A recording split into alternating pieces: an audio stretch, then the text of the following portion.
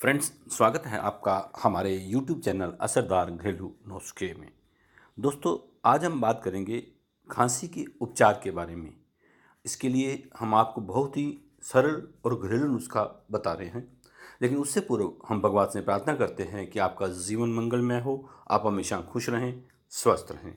चलो हम बात करते हैं नुस्खे की। इसके लिए हमें चाहिए हल्दी व नमक। दोनों ही वस्तु आपको बहुत ही आसानी से रसोई घर में मिल जाती हैं। आपको करना क्या है, एक छोटा आधा चम्मच पिसी हल्दी और आधा ही चम्मच पिसा नमक, दोनों को मिक्स कर लें। फिर इसे गुनगुने पानी में मिलाकर रात को सोने से पूर्व पी लें। उसके बाद आपको कोई भी जैसे कि ठंडा पानी इत्यादि नहीं पीना है। मात्र 1 या 2 दिन में ही खांसी जड़ से ख़त्म हो जाती है। फ्रेंड्स, अगर आपको ये हमारा वीडियो अच्छा लगा हो तो प्लीज़ इसे अपने तक ही सीमित ना रखें।